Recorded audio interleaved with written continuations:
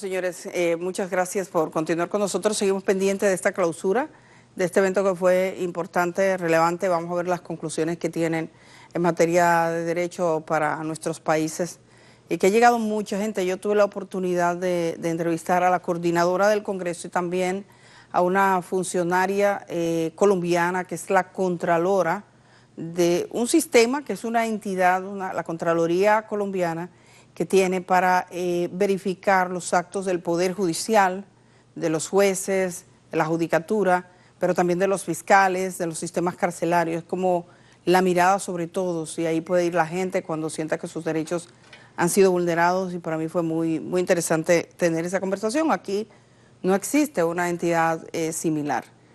Vamos a ver algo antes de pasar con esto y es que hace algunos días yo le presentaba a la responsable de una organización en Estados Unidos que por cierto pude conocer a alguien vinculado a esta organización cuando viajé a España recientemente.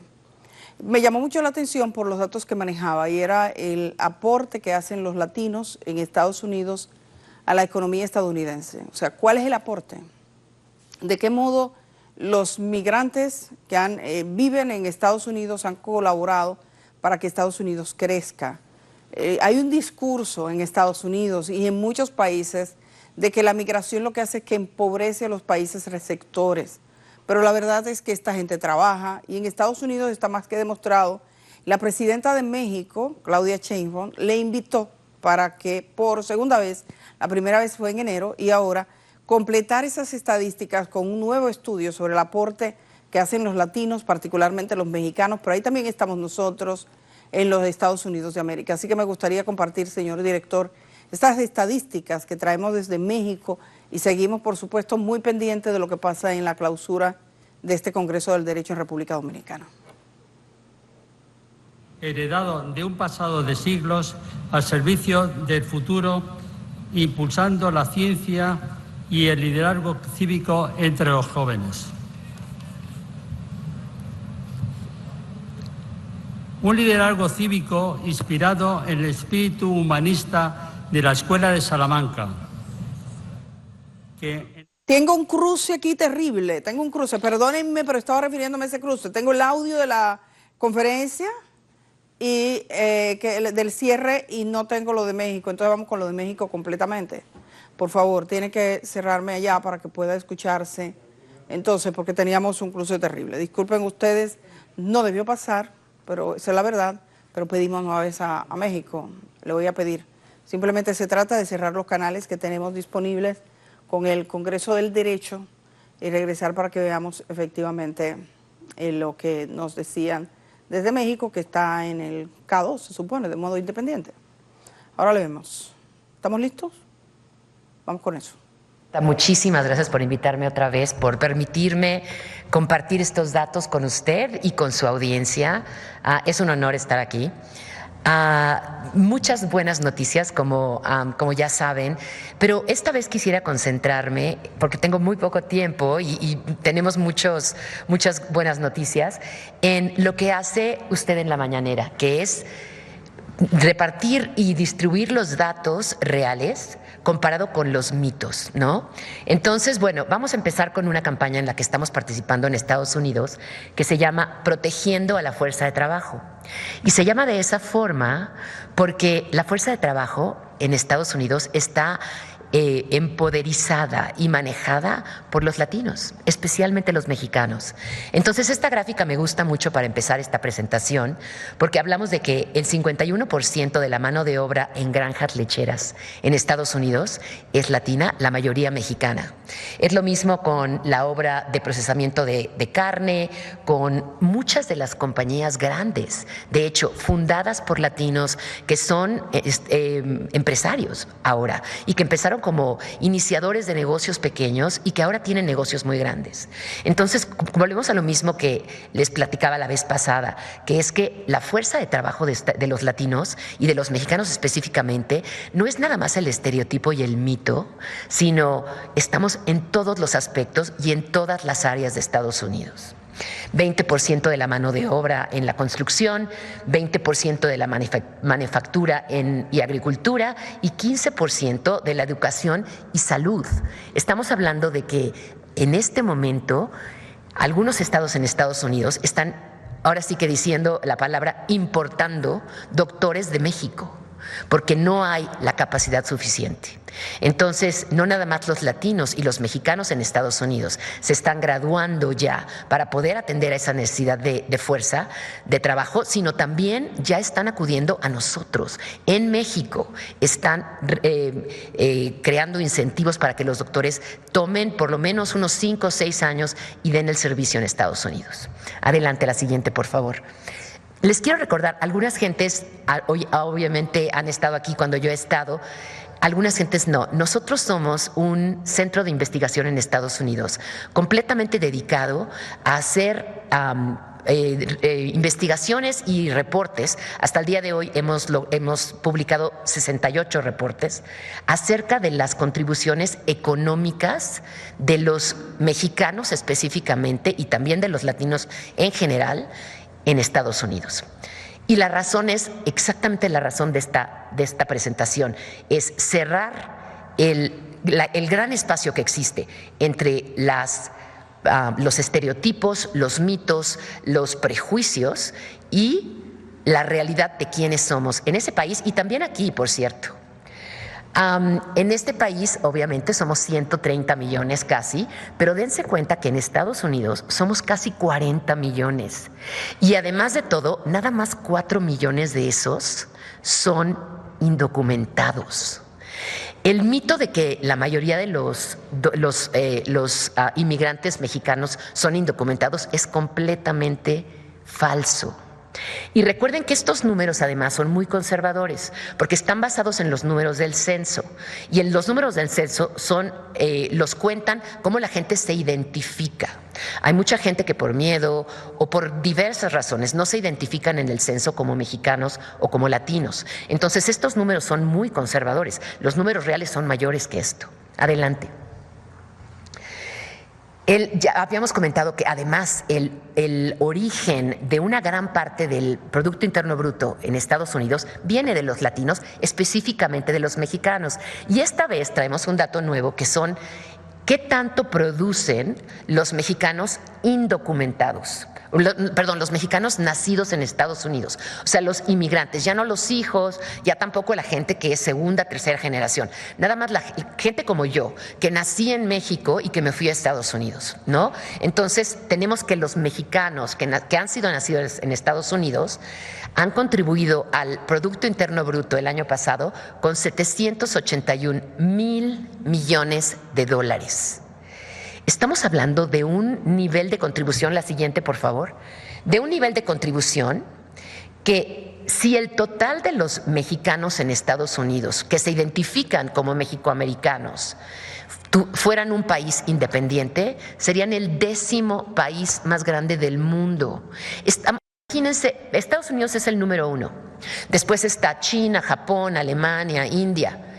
Los mexicanos en Estados Unidos serían la 10ª economía más grande del mundo. Los latinos el día de hoy son entre la 4ª y la 5ª economía más grande, pero los mexicanos solamente los mexicanos, quitando a los venezolanos, a los colombianos, a los argentinos, a todos los demás latinos, serían la 10ª economía más grande del mundo.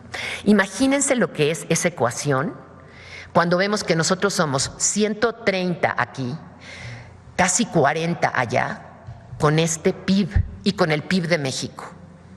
Esta sinergia es increíble, es una oportunidad tremenda, no nada más para nosotros mexicanos, y gracias a la doctora y a nuestra presidenta que está poniendo este esfuerzo de crear esta relación, de cerrar este vínculo, de reforzar que la gente en Estados Unidos que es de origen mexicano está bienvenida aquí, porque imagínense, entre más cercanos estemos, mejor podemos participar en los dos países, por cierto. Adelante.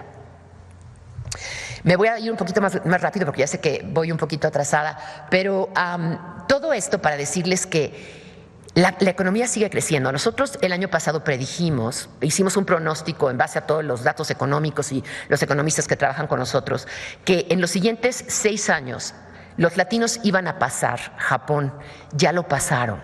El día de hoy los latinos están muy cerca de ser la cuarta economía del mundo y en 2 o 3 años, ya también predijimos el año pasado, pasarán también a Alemania y nos pondremos en el lugar tercero en el mundo si fuéramos una economía. La siguiente, por favor. 1 de cada 4 jóvenes en Estados Unidos hoy es latino. 1 de cada 4. El 16.1% de los jóvenes menores de 18 años en Estados Unidos son mexicanos, de origen mexicano. Les puedo seguir diciendo los datos y son muchísimos, pero les quiero decir el mensaje. Siguiente, por favor.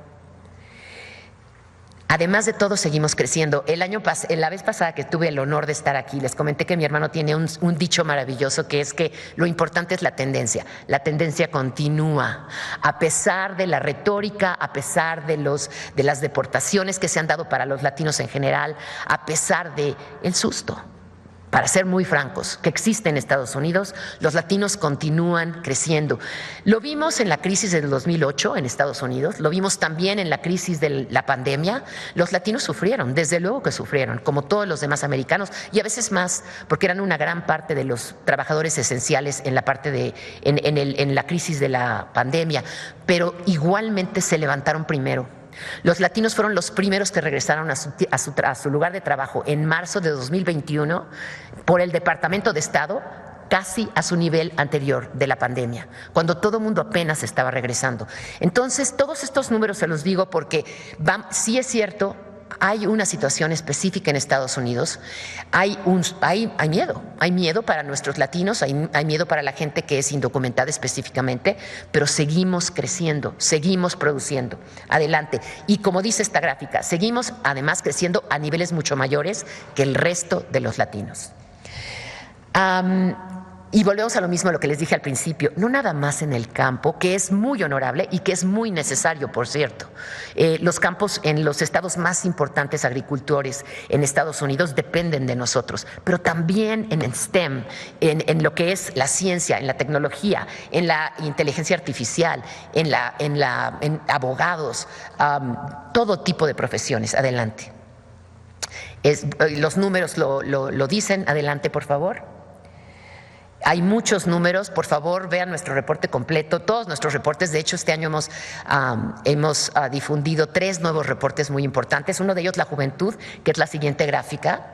Tenemos un estudio de juventud nuevo que habla de la potencia que tiene esta juventud, de la que hablé al principio, que es 1 de 4 americanos en el país de Estados Unidos. Adelante con la siguiente gráfica, por favor. La siguiente. Y luego las mexicanas, desde luego, que es uno de los segmentos más importantes y además de los que estamos más orgullosas, específicamente yo, pero también sé que mucha gente en esta sala y en este país. 1 de cada 6 mujeres en Estados Unidos es mexicana. Eso es un número potentísimo y ahorita les voy a hablar un poco del voto y por qué esto es tan importante. Además, también como los mexicanos, las mexicanas tienen la tasa de empleo más alta de cualquier otro grupo en Estados Unidos. Y aquí hay un dato que me encanta y creo que algunos lo han oído antes. Nosotros tenemos un estudio del consumidor y en el estudio del consumidor sale que las latinas hacen el 86% de todas las decisiones en el hogar. Y el número para las no latinas en Estados Unidos es de 63%. Entonces, para cuando me dicen a mí, no nada más el perfecto ejemplo es la presidenta de México, sino cuando me dicen a mí que la sociedad mexicana es muy machista, yo les digo, oye, pues no tanto, La verdad no tanto, porque el 86% de todos los gastos de la casa los hace la mujer en un hogar mexicano. Adelante. Bueno, entonces, ¿de dónde salen los estereotipos? Yo les he dicho muchísimos números y además hay muchos más en los que les estoy demostrando con números oficiales de Estados Unidos que los latinos, específicamente los mexicanos, somos el motor de la economía americana, de Estados Unidos. ¿De dónde vienen? Adelante. Los estereotipos, hacemos un estudio todos los años acerca de los medios en Estados Unidos y nosotros hacemos un censo completo de todos los programas de televisión, de todas las películas que salen al aire. Hay muchísimas películas que no salen al aire y muchísimos programas, pero de los 1,400 en promedio que salen al aire en Estados Unidos, hacemos un estudio detallado. Mi equipo que está aquí lo hace. Y obviamente nos hemos estado dando cuenta que todos los estereotipos, casi todos, vienen de medios. Y les comparto esto primero que nada porque es importante saber de dónde vienen los mitos, pero también porque ese impacto de medios también pasa en este país. Y es muy importante porque hay una responsabilidad por parte de los medios de representar en forma verídica y auténtica a la sociedad que están sirviendo, a su audiencia. Entonces, aquí vamos a ver que, según nuestro reporte, el último que acabamos de presentar hace un mes exactamente, los mexicanos son 16% de la población, como les dije antes, y sin embargo nada más tenemos 2.8% de los roles en televisión en inglés y en películas. Y desgraciadamente casi no tenemos importancia o casi no tenemos representación más que nada en los salones de escritores de programas, en los salones de edición, en los productores y en los directores. Entonces, cuando tenemos una población que es básicamente invisible, a pesar de que está contribuyendo con 16% de la economía, ahí es donde hay mitos, porque desgraciadamente más de la mitad de estos números, más de la mitad del poquito que nos toca en televisión en inglés es negativa. Y ustedes han visto programas que ganan muchos premios como Narcos o Mayans MCs o Griselda o todas esas películas que desgraciadamente, aunque sean bien dirigidas, como dicen algunos críticos, nada más enseñan una parte de lo que somos, que es el crimen, que no es la parte productiva que tenemos nosotros en estos números. Estos números no funcionan y no pasan como coincidencia. Estos números pasan porque gente trabajadora está dándole a este país tanto dinero. Adelante, por favor. Entonces, como les digo, hay historias que se pueden contar en el grupo de inmigrantes que estamos en Estados Unidos y que serían éxitos absolutos y sin embargo no se cuentan. Historias de militares, de ingenieros, de enfermeras, de líderes, de maestros. Adelante.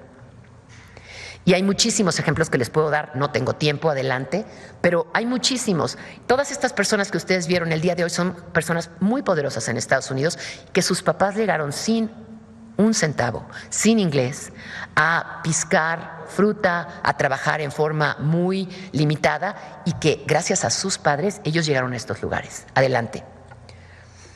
Al primer mito, perdón, sí.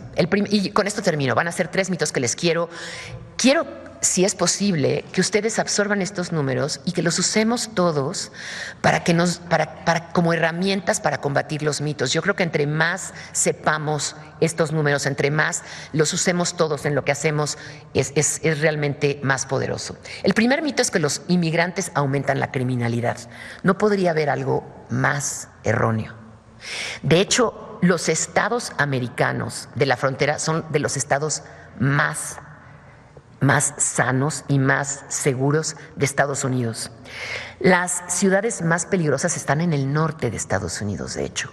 Y aquí hay datos, ¿no? Que de hecho, entre más inmigrantes ha habido en el país de Estados Unidos, menos criminalidad ha habido. Los inmigrantes tienen 60% menos de criminalidad. Todos estos números, por cierto, son del Departamento de Estado de Estados Unidos. Estos ni siquiera los hacemos nosotros, los recolectamos de los números oficiales. Adelante. Segundo mito, los inmigrantes solo reciben beneficios y no contribuyen. Estos son los 3 mitos que la gente que está a favor de deportaciones constantemente dice. No podría ser nada más lejano de la realidad. Los inmigrantes, de hecho, contribuyen con casi 100,000 millones de impuestos. Como ustedes saben, inmigrantes indocumentados en Estados Unidos tienen lo que se llama un número de seguridad social para inmigrantes no documentados, porque la gente no contrata a casi nadie si no tienen este número. El departamento que se encarga de la seguridad social de Estados Unidos sabe que esa gente no tiene documentos y les da este número para que los empleadores puedan pagar impuestos. Entonces, los empleados indocumentados pagan impuestos al exacto mismo nivel que la gente documentada en Estados Unidos. Entonces, esto es la gran mentira que tenemos que empezar a propagar, porque claro que pagamos impuestos, además del impuesto de las compras, del impuesto de las casas, del impuesto de la renta y todos los demás impuestos, pero también como empleados pagamos impuestos. 25.5 mil millones de seguridad social. Eso quiere decir, como ustedes saben, la seguridad social es muy importante en Estados Unidos, que estos empleados indocumentados van a pagar seguridad social y nunca la van a poder cobrar. Nunca van a poder retirarse con ese dinero que ellos pusieron en la seguridad social. Aquí hay datos que los van a dejar atónitos, en el sentido de que los inmigrantes están pagando impuestos y están dando mucho que ellos no van a poder recolectar. Adelante. Y tercer mito, los inmigrantes les quitan el trabajo a los estadounidenses. No podría ser más lejano también. Estados Unidos tiene ahorita una de las tasas de desempleo más bajas de la historia de Estados Unidos, porque no hay suficiente fuerza de trabajo. Los inmigrantes han tenido trabajo porque falta fuerza de trabajo americana en Estados Unidos. Entonces, no es que les estemos quitando el trabajo a nadie, o como dicen algunos, no voy a decir quiénes, pero algunas gentes en Estados Unidos, que es que vienen y nos quitan el trabajo y además son unos flojos. No somos ni flojos ni les quitamos el trabajo. Somos el cohort, como dicen los americanos, el segmento más trabajador de Estados Unidos, de acuerdo al Departamento de Estado. Adelante. Tenemos un cuarto mito, se me había olvidado. Los inmigrantes son una carga para la economía. No son. Para empezar, 1 de cada 5 inmigrantes es empresario, se está manteniendo solo. Entonces, no son una carga. Y además generan millones y millones y millones de dólares. Entonces, no somos una carga, y ya lo dijimos en los otros 2 puntos también. Adelante. En medio de este ajuste, es tan importante que sepamos estos números. Ustedes, los reporteros, ustedes, la gente que cubre las noticias, la audiencia, aunque no tengan parientes en Estados Unidos o no los tengan, es importante que sepamos de lo que estamos hechos, de lo que están hechos nuestra gente que se va a Estados Unidos, y de lo que está hecha esta campaña y esta importante iniciativa de que nos unamos, de que estemos conscientes de que estamos haciendo una gran diferencia, no nada más en este país, sino el siguiente. Y por eso, bueno, es un honor estar aquí. Estoy feliz de oír que la presidenta acaba de anunciar que vamos a tener, que va a haber una actualización de estos números constantemente, y por favor cuenten conmigo para lo que sea. Muchas gracias.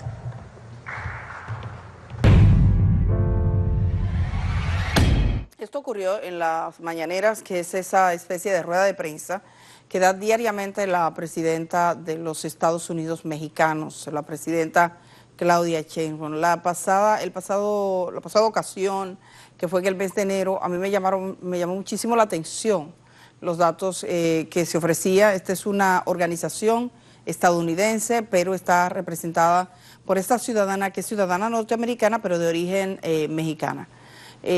Pude conversar con una compañera suya que participó en una actividad que tuvimos a propósito de una invitación en Madrid, y para nosotros sería vital si pudiésemos echar un vistazo a los inmigrantes dominicanos que residen en Estados Unidos de modo particular. Tenemos que decir que, por ejemplo, los dominicanos son el quinto grupo de migrantes por número del sector hispano, precedido solo por México, por Cuba, los salvadoreños, creo que los ecuatorianos y nosotros. El quinto grupo. Nosotros tenemos 2.4 millones de ciudadanos, esos datos que se actualizan. Entonces, por ejemplo, en el caso de la migración mexicana, existe la idea de que es básicamente indocumentada. Y sí es verdad que tenemos muchos migrantes indocumentados. Hay una gran mayoría, y por ejemplo en el caso dominicano, que están provistos de su documento. Y esos son estudios que hay que tener. Pero claro, ella pone ahí todos los mitos de que son una carga, de que no trabajan, de que no aportan. Y esos son unos mitos que recorren todo el mundo. Si ustedes van a la portada del periódico Listín Diario del día de hoy, encontrarán que Acoprovi en República Dominicana dice que está teniendo problemas para el trabajo en la construcción. ¿Por qué? Porque se están llevando a los migrantes. La mayoría de los migrantes haitianos están en un nivel de indocumentados. Pero esto se puede achacar a los inmigrantes haitianos indocumentados. Bueno, una parte sí. El gobierno de Haití no provee casi de documentos a sus nacionales. Pero hay una parte que participó en un plan que costó mucho a los dominicanos, que fue el plan de regularización, y cuando llegó este gobierno decidió paralizar esa documentación. Entonces, gente que tenía su documentación en proceso simplemente pasó de tener un documento a que se le vencieran. Hoy, el que no tiene su documento vencido, muy pronto se le va a vencer. Por lo tanto, digamos que es una opción tomada por el gobierno dominicano de que todos entren a ese ámbito de ser indocumentados. Es una cosa muy diferente a lo que está ocurriendo, si ustedes ven, en países donde dicen, bueno, necesitamos tanta gente para estas obras, que al parecer fue el discurso que redó al gobierno dominicano, porque algún funcionario había dicho que se iba a regularizar el sector de la construcción y el sector de la mano de obra agrícola. El gobierno dice, no contemplamos ningún plan para nadie. Eso quiere decir que ha decidido que salgan absolutamente todos, porque los que hoy tienen documentos, mañana van a estar vencidos esos documentos. Y hay gente que conocemos así, que está con sus procesos abiertos, pero no hay oportunidad de documentarles. Entonces, ¿qué dicen los del sector construcción? Que los proyectos de viviendas que tienen no podrán entregarlos a tiempo, pero dicen algo más, que las viviendas en República Dominicana podrían subir de precio a los adquirientes finales, es decir, la gente que lo va a comprar. Esos son datos que tienen que ver con la contribución económica, que hay estudios que se han hecho en República Dominicana de cuánto aporta esa mano de obra, pero siempre te dicen que lo que representa es un verdadero costo. Eso no es un discurso solo de aquí, es un discurso que encontramos en muchos lugares. Vamos a la pausa y regresamos enseguida. Estamos en La Cosa Como Es.